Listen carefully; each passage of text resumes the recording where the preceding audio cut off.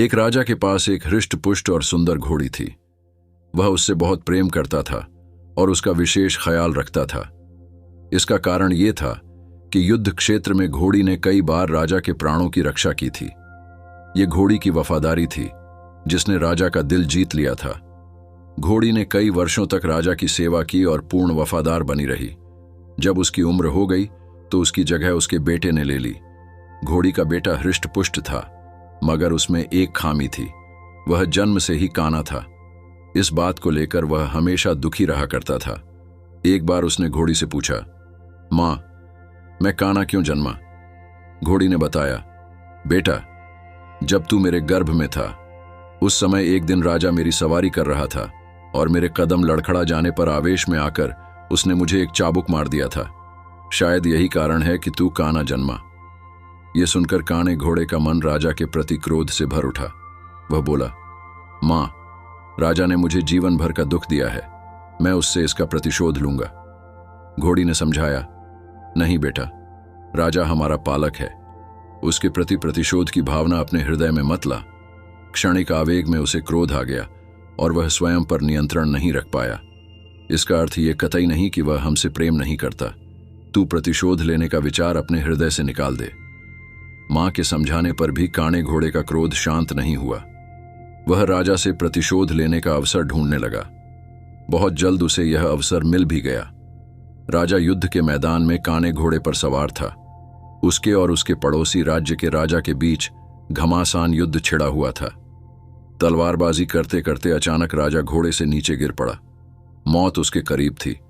काना घोड़ा उसे वहीं उसी हाल में छोड़कर भाग सकता था, लेकिन उसने ऐसा नहीं किया। उसने फुर्ती दिखाई और राजा को फिर से अपनी पीठ पर बिठाकर उसके प्राण बचा लिए। वह चकित था कि उसने ऐसा क्यों किया। जिस व्यक्ति ने उसे काना बनाया उसने उसके प्रति वफादारी क्यों दिखाई? क्यों उससे प्रतिशोध नहीं लिया? ये प्रश्न उसने घोड़ी से पूछा तो वह मुस्कुराते हुए बोली, तू आखिर बेटा किसका है? मेरा ना। मेरी छत्रछाया में तू पला बढ़ा है। जो संस्कार मैंने तुझे दिए हैं वे तेरी रग रग में रच बस गए हैं। उन संस्कारों के विपरीत तू जा ही नहीं सकता। वफादारी तेरे खून में है बेटा, तू वफादार ही रहेगा। दोस्तों, संस्कारों का आचरण पर बड़ा गहरा प्रभाव पड़ता है। जिन संस्कारों के साए में बच्चे का पालन पोषण होता है वे उसके अवचेतन में गहरे तक समाहित हो जाते हैं। ऐसे में अपने संस्कारों के विपरीत वह जा ही नहीं सकता। संस्कारों का सबसे बड़ा आधार परिवार है, जहां से संस्कारों की नींव पड़ती है। हर माता पिता की जिम्मेदारी है कि वे अपने परिवार को अच्छे संस्कारों की नींव दे। अच्छे संस्कार के परिवार का व्यक्ति संस्कारी बनेगा और अपने कर्मों से समाज में सदा सम्मान पाएगा। एक निर्धन व्यक्ति राजा के महल में माली का काम करता था। उसने राजमहल के बाग में कई प्रकार के फलों के पेड़ लगाए थे।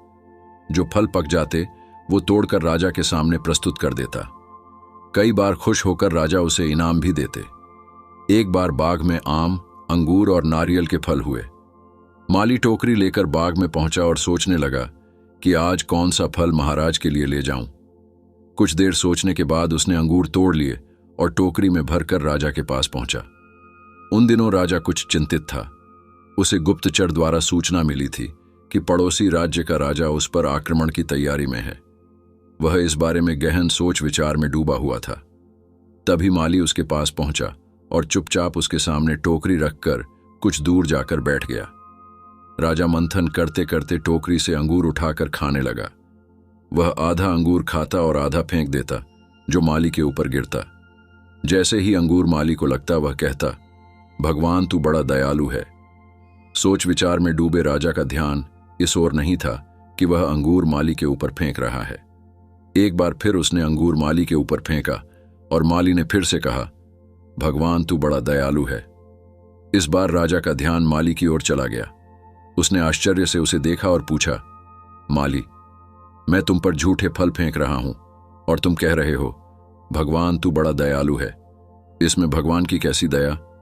माली ने उत्तर दिया, महाराज, आज बाग में 3 तरह के फल थे, आम, अंगूर और नारियल।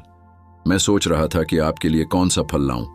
भगवान की दया से मेरी बुद्धि में आया कि आपके लिए अंगूर ले चलूं और मैं अंगूर ले आया। यदि मैं आम या नारियल ले आता तो सोचिए मेरा हाल क्या होता। इसलिए मैं कह रहा हूं कि भगवान बड़ा दयालु है। राजा माली का उत्तर सोचने लगा कि वह व्यर्थ में चिंतित है। भगवान की दया से उसे समय रहते पड़ोसी राज्य के राजा के मंसूबों का पता चल गया है। इससे उसे अपने राज्य की रक्षा की तैयारी का पर्याप्त समय मिल गया है। उसने भगवान को धन्यवाद दिया और राज्य की रक्षा की तैयारी में जुट गया। जब युद्ध हुआ तो उसमें उसकी विजय हुई और उसने अपना राज्य बचा लिया। एक राज्य में एक राजा राज करता था। उसे पक्षियों से बड़ा प्रेम था। उसके बाग में तरह तरह के पक्षियों का बसेरा था। एक दिन उसके दरबार में एक बहेलिया आया। बहेलिया अपने साथ बाज के 2 बच्चे लाया था। उसने दोनों बाज के बच्चे राजा को दिए और बदले में इनाम पाकर लौट गया। राजा बाज के बच्चों को पाकर बहुत खुश हुआ। दोनों बाज राजा के बाग में पलने लगे। जब वे उड़ने लायक हुए तब एक बाज तो उड़ने लगा, मगर एक बाज पेड़ की डाल पर बैठा रहा। राजा ने अपने सेवकों से उस बाज को उड़ाने को कहा। सबने बहुत कोशिश की, लेकिन बाज नहीं उड़ा। अंत में राजा ने पूरे राज्य में घोषणा करवा दी कि जो भी व्यक्ति उस बाज को उड़ाएगा उसे इनाम में 50 स्वर्ण मुद्राएं दी जाएंगी। राज्य भर से लोग आने लगे और बाज को उड़ाने का प्रयास करने लगे, लेकिन बाज नहीं उड़ा। धीरे धीरे लोगों ने आना बंद कर दिया। राजा हताश हो गया। उसे लगने लगा कि उसका बाज कभी नहीं उड़ पाएगा। कुछ दिन बीत गए। एक दिन मंत्री एक व्यक्ति को लेकर राजा के पास आया और बोला, महाराज, दूसरा बाज उड़ने लगा। राजा ने चकित होकर पूछा, कैसे? महाराज, इस व्यक्ति ने यह कर दिखाया। मंत्री व्यक्ति की तरफ इशारा करके बोला। राजा ने उस व्यक्ति से पूछा, बताओ तुमने ये कैसे किया? कैसे तुमने बाज को उड़ाया? व्यक्ति बोला, महाराज, मैंने वो डाल काट दी जिस पर बाज बैठा हुआ था। दोस्तों, हम सफलता की ऊंची उड़ान भरना तो चाहते हैं, लेकिन अपने कंफर्ट जोन से बाहर निकलना नहीं चाहते। सफलता प्राप्त करने के लिए रिस्क लेना पड़ता था, आराम छोड़ना पड़ता है और जी जान से मेहनत करनी पड़ती है। यदि आप इसके लिए तैयार हैं तो आपको सफल होने से कोई रोक नहीं सकता। लेकिन यदि आप आज के छोटे सुखों का मोह त्याग नहीं पाएंगे तो भविष्य की बड़ी सफलता से सदा वंचित रहेंगे। कई वर्षों पहले एक राज्य में मिदास नामक एक लोभी राजा राज करता था। उसकी एक बहुत ही सुंदर पुत्री थी जिसका नाम मैरीगोल्ड था। मिदास अपनी पुत्री से बहुत प्रेम करता था, किंतु उससे कहीं अधिक उसे सोने से प्रेम था। उसका खजाने में सोने का भंडार था। उतना सोना दुनिया में किसी भी राजा के खजाने में नहीं था। इसके बाद भी खजाने में जितना सोना बढ़ता, राजा मिदास की लालसा उतनी ही बढ़ती जाती थी। उसके दिन का अधिकांश समय खजाने में रखे सोने को गिनने में निकल जाता था। सोने के लालसा में अक्सर वह अपनी पुत्री को अनदेखा कर देता था। दिन पर दिन उसकी सोने की ललक बढ़ती जा रही थी और अधिक सोना प्राप्त करने के उद्देश्य से उसने एक बार अन्न जल त्याग कर ईश्वर की कठोर उपासना की। उसकी उपासना से प्रसन्न होकर ईश्वर ने उसे दर्शन दिए और मनचाहा वरदान मांगने को कहा। मिदास बोला, हे ईश्वर, मुझे वरदान दीजिए कि मैं जिस भी वस्तु हो छूऊं वह सोने की बन जाए।